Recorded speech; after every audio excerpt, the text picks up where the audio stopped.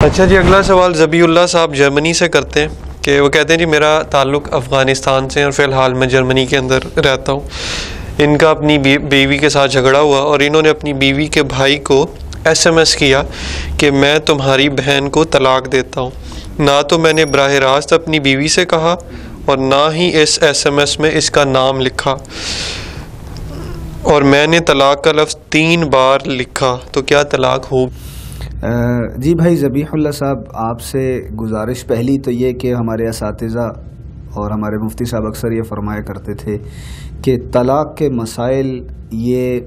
Phone پر نہیں بتانے، یہ یعنی جب تک کوئی سامنے نہ ہو جس کا صاحب واقعہ وہ خود نہ ہو اس وقت تک نہیں. جی چونکہ یہ آپ کا سوال آیا ہے اور میرا یہ پیغام آپ تک پہنچ جائے گا تو اس کا میں انشاءاللہ جواب دے دیتا ہوں. انہوں نے ایک تو شاید انہوں نے یہ بھی پوچھا کہ جھگڑا ہوا آپس میں اور انہوں نے اپنی اہلیہ کے بھائی کو میسج کر دیا اور کیا لکھا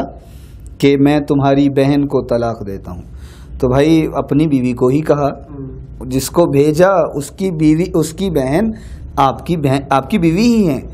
اور اپنی بیوی کا آپ نے نام نہیں لکھا، اپنی بیوی کو آپ نے SMS نہیں کیا، لیکن اس SMS میں آپ نے اپنے بیوی کے بھائی کو یہی لکھا نا کہ میں آپ کی بہن کو، یعنی دوسرے لفظوں میں اگر اسے یوں کہا جائے کہ آپ نے یہ میسج یہ کیا کہ آپ اپنی بیوی کو طلاق دے رہے ہیں. تو اب اس میں سوال تو کوئی ایسا بہت آسان سا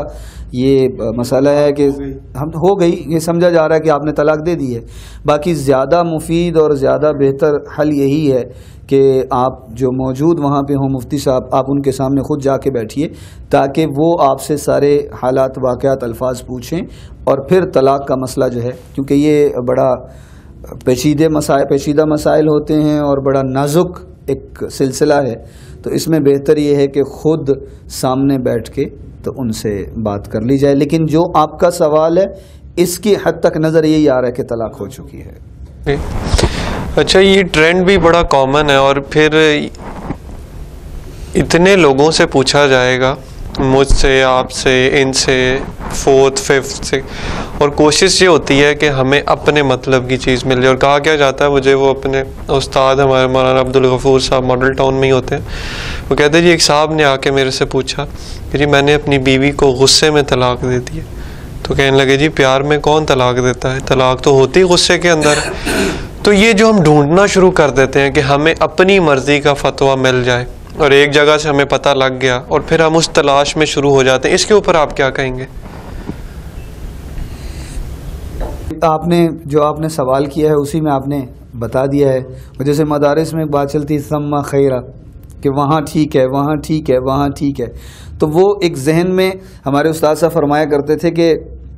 مشورے کے لیے آئے ہو، پوچھنے آئے ہو یا بتانے آئے ہو، ایک اپنے ذہن میں طے کر چکے ہو تو صرف بتانے آئے ہو تاکہ ہم تک بھی خبر پہنچے، ہم بھی خوش ہو جائیں گے ہمارا طالب علم جو ہے وہ ہمیں بتا رہا ہے، یا پوچھنے آئے ہو تو مطلب یہ کہ خالی ذہن ہو، جو طے کیا جائے گا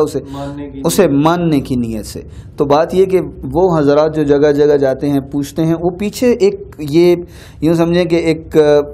ذہن چل رہا ہے کہ مجھے جو میں چاہ رہا ہوں کوئی حل مل جائے، اور پھر وہاں نقصان بھی ہو جاتا ہے. یہ بڑے افسوس سے کہنا پڑتا ہے کہ وہاں یہ عطائی کے کسی کے ہاتھ لگ جائیں گے اور پھر نقصان بھی، اپنا بھی نقصان، دنیا کا بھی، دین کا بھی، آخرت کا بھی، اپنا سب کچھ کھو بیٹھیں گے. تو اس لیے ان حضرات سے بھی گزارش یہ ہے کہ جگہ جگہ جانے کی ضرورت نہیں ہے. کسی مستند عالم سے، کسی قریبی عالم سے ایک ہی دفعہ بیٹھ کے سارے مسائل حل کر لیے جائیں. اور دوسری بات یہ کہ یہ تو ویسے بھی کہتے ہیں کہ ادب نہیں ہے، علماء کی مجلس میں، مفتیان کی مجلس، اہل علم کی مجلس میں یہ ادب نہیں ہے، یہ بے ادبی ہے کہ جی آپ تو یہ کہہ رہے ہیں میں نے وہاں سے یہ سنا تھا. اب اگر کوئی اختلافی بات ہے بھی صحیح تو وہ علماء کے آپس کی بات ہے، وہ فقہاء کی آپس کی بات ہے، بڑوں کی بات ہے. وہ جیسے میں چھوٹا ہوتا تھا تو ہم نے اپنے دادا جی رحمۃ اللہ علیہ سے سنا کہ بیٹا باپ اور چچا کی لڑائی ہو تو اولاد کو چپ رہنا چاہیے، بیوی کی ہو تو بچوں کو نہیں بولنا چاہیے. تو ان حضرات سے گزارش یہ ہے کہ کسی ایک مستند، کسی اتھینٹیکیٹڈ، کسی بھی ایک عالم کے پاس بیٹھیں جو قریب ترین ہیں، جو بھی ہیں، آپ جس ملک میں رہتے ہیں، آپ جس خطے میں رہتے ہیں، جو زبان بولتے ہیں، آپ کے قریب ترین جو مسجد مفتی صاحب ہیں، مولانا صاحب ہیں، یا جن سے آپ کا رابطہ ہو سکتا ہے یا جن سے آپ رابطہ کر سکتے ہیں، آپ ان سے رابطے میں رہیے. کسی ایک مسئلے کے لیے نہیں، مستقل ان سے رابطے میں رہیے. روزانہ روزمرہ فیملی ڈاکٹر ایک ہوتا ہے، اس کو سارے خاندان کے امراض کا پتہ ہوتا ہے. ہم گھر بناتے ہیں تو ہم یہ کہتے ہیں جی یہ ہمارا خاندانی آرکیٹیکٹ ہے یا گھر بنانے والا ہے. ابھی کچھ دن پہلے وہ ہماری زمینوں پہ مزارے ہوتے ہیں وہ آئے ہوئے تھے، تو میرے والد صاحب نے مجھے بتایا کہ جی یہ میرے دادا کے بھی یہی مزارے تھے، میرے والد کے بھی، ان کی جنریشن آگے چل رہی ہے، تو میرے والد کے ساتھ انہوں نے کام کیا، میرے ساتھ انہوں نے کام کیا، اور میرے بھائیوں کے ساتھ کام کیا، تو اب تمہاری تیسری جنریشن. تو میں اس میں آپ سے یہ پوچھنا چاہوں گا، تو کیا ایسے علماء سے ہم تعلق نہیں رکھ سکتے؟ کیوں نہیں، وہ تو سب سے پہلے ہے. دیکھیں جی، آخرت کی جتنی آخرت عظمت کے ساتھ ہے، جتنا یہ بڑا نظام ہے جانے کے بعد، اصل زندگی تو وہی ہے. وہ ایک مولانا صاحب کو میں نے سنا، میں نے کہیں سے یہ پڑھا نہیں ہے، لیکن ان کی بات کچھ اس حوالے سے بڑی مجھے یوں سمجھیں اپیل کرتی ہوئی لگی. ایک مولانا صاحب ایک مسجد میں مجھے جانا ہوا سفر کے دوران، تو مولانا خلق الموت والحیات، یہ اللہ تعالیٰ نے جو فرمایا خلق الموت والحیات، موت پہلے ذکر کی، حیات بعد میں ذکر کی، تو اس سے اللہ یہ بھی بتانا چاہ رہے ہیں کہ موت کے بعد اصل زندگی ہے. موت پہلے اس لیے ذکر کی کہ یہ جو سارا نظام، یہ تو امتحان لیبلوکم ہے، لیے سارا لنبلوہم ہے، کہ ہم تمہیں دیکھنا چاہتے ہیں، آزمانا چاہتے ہیں، ایکم احسن عملا، کون اچھا عمل کرتا ہے. اور اصل زندگی موت کے بعد جو حیات، اصل تو وہ ہے. تو قریبی کسی بھی عالم سے، کسی بھی مفتی سے جو قریب ہوں اور آپ ان سے مل سکتے ہوں، ان سے کانٹیکٹ رکھ سکتے ہوں، آپ ضرور رکھیے. میں اکثر اپنے دوستوں کو کہتا ہوتا ہوں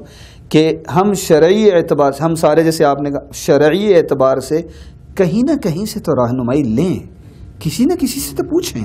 کہ باقی ہر چیز میں ہم ایکسپرٹ کے پیچھے جاتے ہیں، لیکن اس چیز میں ہم یہ کہتے ہیں کہ جتنا ہو رہا ہے چلیں. تو اس میں پھر نقصان ہو رہا ہے ہمارا، کہ ہم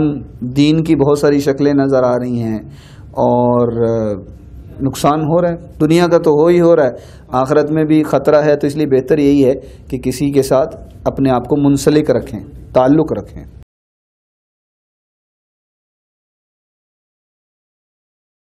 أنا العبد الذي كسب الذنوب وصدته الأماني أن يتوب